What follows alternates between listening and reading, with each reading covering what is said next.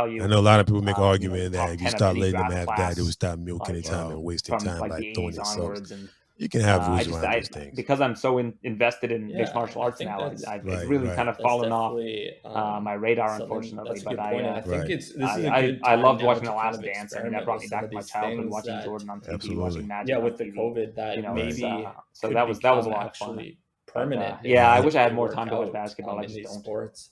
Well, you don't need to. Yeah, I mean, I think a lot of genius ideas are going to come out of COVID.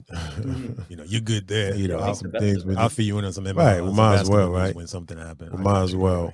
All right, well, I appreciate that. I'm not Yeah, sure I hey, can still Gino, name 5 appreciate you players on coming every on, team. man. Thanks for. Yeah, no, I really enjoyed I it. can name 5 players on It's a most good teams, chat. but if you throw a Almost team, hey, at- you know what? We got Right. hockey Okay, well, let's season go about to to Raptors. start. Give me We're 5. definitely I going can to give do you it 5 on the again. Raptors, no problem. But give me any other team, and Hopefully, we can have some of those. Okay, well, let me do this though. Weekly Do you or remember who was rounds, the maybe after starting the first five round of the for playoffs, we can get back on here and Raptors talk about last the year game in of the the teams playoffs? and what's next and things starting like five. that. Well, I know Van Vliet came off the Yeah, bench, so for that's kind of sure. a technicality. I'd But we had definitely be down Lowry. for that, but just We had mention Danny Green started most for the games. games to resume. after such a long layoff. So Norm Powell started some games, but I feel like that's absolutely. I know OG Anunoby started some games too. Man, thanks for Oh, actually, he didn't play in the this, playoffs. He was injured. Yeah, thanks so for having me. You had Lowry. Have a good night. You had Lowry. You had you Norman as well. Powell, I think. Bye-bye. Bye. You've been listening to the Point Noted podcast with Johnny B and Rashad B. Follow us on Twitter at PT Noted and Instagram at Point Noted. Hit the subscribe and follow button to follow us and check out more episodes of us talking a whole bunch of shit. You've been noted. Center, you had Marc Gasol. If KD was healthy, do you think the Raptors still win it? It's hard to know, right? If the whole Warriors team was healthy, I think probably not. I mean, I'll be realistic about it. Probably not. Right. But it's hard to say. Who knows? So, I mean, you think back to like that Pistons and Lakers series where the Lakers had such a stacked team and the Pistons were like the Raptors. Like they had all these kind of like undrafted late round guys that just meshed really well together. The crazy thing about the makeup of that Raptors team is how few I don't think they had a single lottery pick on that entire team. OG. I don't think OG was a lottery guy, was he? I think OG. I don't think OG was taken in the lottery. No? No, I don't think so. I can look it up. I got my computer here, but I'm pretty sure OG was like in the 20s, or maybe 18 or something. He was the 23rd pick. Yeah, 23rd pick. Really? Yeah. So I don't think they had a single lottery player on that entire team. Yeah, which is unbelievable because that was always the way you build your teams. You get you'd tank, and you get like 3 straight years, and you'd end up with like Harden, Durant, and Westbrook on the same team, and then you're good. But the Raptors didn't have that. Well, I mean, they have Kawhi, so Kawhi wasn't the lottery pick. Kawhi was. No, I don't think Kawhi. I think Kawhi was like 17 or something. Let me look it up. I have the luxury of having a computer with me, but I'm pretty sure Kawhi was not a lottery pick. He was traded for George Hill on draft day. Right. He was 15. Right. He was just outside the lottery. He was on the cusp. But it was okay. Yeah, it was outside of it, man. But that was a stacked team, though. There was a lot of tough-minded players. So I'm a big Kawhi fan because they call me Kawhi when I go play basketball. You're rangy? I'm not sure. I'm not. You got a long wingspan? No, I think I just hack and foul everybody on defense. Okay. Well, Kawhi doesn't do that. Kawhi doesn't foul guys. Kawhi's he's just he's like a blanket. Oh, they all foul. They just don't call it. Yeah, they don't call it. But that's why he's so good. Yeah, he'll hand check people that won't even notice. Exactly. LeBron fouls you every time, and then he act like he hasn't, and then they don't call it, and it's just they always acting. He talks to the refs, and the refs get scared of him. Right. You think LeBron's the best player in basketball? Right now? I don't think so. But I think he's a top 3 guy all time. But okay, I don't know if he's the best right now. I mean, look at Giannis. Like Giannis is probably the best right now. If I had to pick somebody. Yeah, but, I think LDKD is the best. LDKD.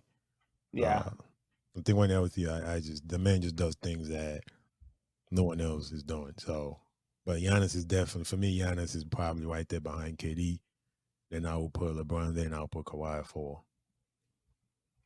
Yeah, Giannis is just such a weird player. Like I've never seen anything like him in all my years covering, watching basketball, covering basketball. Like he's just such a different kind of player. Like he's like if you took Oscar Robertson and put him in like a 6'11" body, like whatever 7 feet tall body. Like it's just or Jason Kidd and put him in that kind of body. It's like with even more athletic gifts. It's just a freak athlete. Who showed out last night? Bo. What is it, like 7 foot something? He played like a guard. Oh, Bo, yeah. Yeah. That man showed out. You had 16, 10, and 6 blocks. Oh, really? Wow, good for him. Yeah. That's Manute Bol's son. Yeah, exactly, right? Just looked like his dad, legs, arms, everything shipped the same. I like how Manute Bol was always known for hitting threes, and he hit 20% of them. It's just everybody always shows the highlights of him hitting them because you see a guy who's 7'7" shooting threes, and it's like this remarkable thing. Right. If you do that now, you would never play again. Like your coach is not going to let you get out there again. If you do that. No, I don't agree with you because when I watch the NBA now, this is the biggest difference for me when I watch the NBA now versus 10 years ago. People take idiotic shots all the time in the NBA now, like stuff like hand in their face. They're just chucking stuff from half court. Like if you would have taken shots back then, you would have been benched for the game. And like the flow of the game now, it's so back and forth and it's so frenetic and so fast, and people are just taking shots from everywhere. But back like 10, 15 years ago, like your coach would be like, "What are you doing?" And they'd be on the bench for the rest of the game. But like the players have so much more allowance now. Yeah, but Steph Curry started that phenomenon though. When Steph started taking shots 100%. at half, next thing you know, everybody's doing it. So now guys are shooting threes with their hands in the face. I mean, Damian Lillard took, I think, over 100 shots from close to half last year. They're hitting them. And they're hitting them. He hit them, right. It's crazy. So it's kind of hard to tell the guys to stop shooting it, because if you're going to hit 30, 35% from there, you might as well keep shooting it. Well, I think that the theory has changed in the fact that like people are valuing volume over like precision, because if you shoot, like if you can get up 4 shots in a minute as opposed to 2 shots in a minute and shooting 50%, if you can get 4 shots up in a minute and shoot 33%, like you're going to be putting up more points over the course of the game with less accuracy, but then everybody else is following that same template and the game's just getting really fast. And I love watching it still. I just don't have a lot of time to do it. Right. But I just when I watch it now, I'm just amazed at the kind of shots people are taking, because it's so different from when I used to follow it more closely. It used to be a grind. Remember that Pistons team you mentioned? I remember being a Pistons fan. I mean, if you can score 70 on the Pacers, you had a good day. Pistons used to keep teams at 60 point for a whole game. Yeah. You know, you've been lucky to score 60 on the bad that Pistons team with Ben Wallace and exactly. Rip. Chauncey Billups. Yeah. Right. And then you got the Pacers with Ron Artest and Reggie and, you know, who else? I mean, Steven Jackson. You know, Jamal Tinsley. Jamal Tinsley. Double doubles every game. I used to love Jamal Tinsley. Jamal Tinsley. I had a Jamal Tinsley jersey. I used to love that guy. Really? Yeah. Yeah, he was Him great. and TJ Ford. Yeah, TJ Ford was nice. Yeah, I thought TJ would have a better NBA career than he did, but college doesn't always tell you what somebody's going to do in the pros, you know? Yeah, and he kept getting hurt, but he was so good in college. Like, he got me into college basketball. Like, I became a Longhorns fan watching him because he was so much fun to watch. Right. College basketball is great, man. I love it. Watch it every year. We all love that. We just need to start paying these guys. Absolutely, man. Hey, thanks so much for coming to the show today. I really appreciate it. Hey, before you go, can you talk about your podcast again so everybody can actually go out there and tune in and start listening to that? Yeah, sure. It's called the TSN MMA Show. And it's myself and Bazooka Joe Valtellini, who's one of the best kickboxers in the world. A couple of years ago, he was the welterweight champion. Now he's a coach.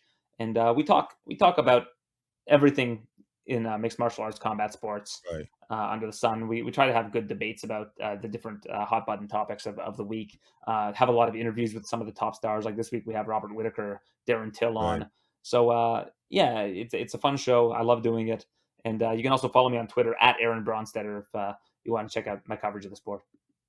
Absolutely, man. I enjoy listening to it, and I'll keep listening to it because I definitely learned a lot. Just hearing you talk about, how you break down the fights and who won what and what the scores were. So that was great. So I definitely enjoyed it. Hey, Aaron, thanks again for coming on the show, man. I really appreciate it. Absolutely, Johnny. Anytime. Would you like to say something else mean to Rashad before we get off? Yeah, where is Rashad? What was more important than coming and talking to me today that he couldn't do? I don't know. It's just disappointing, really. I'm not mad. I'm just disappointed. Absolutely. Listen, this man has like 20,000 skills. So he's always fixing something in the house. So he's probably out there working around like a plumber right now. Well, he should be fixing his headphones so that way next time I'm on, he can. It really should be, man. Absolutely. I appreciate that. Thanks, Aaron. You've been listening to the Point Noted Podcast with Johnny B and Rashad B. Follow us on Twitter at PTNoted and Instagram at Point Noted. Hit the subscribe and follow button to follow us and check out more episodes of us talking a whole bunch of shit. You've been noted.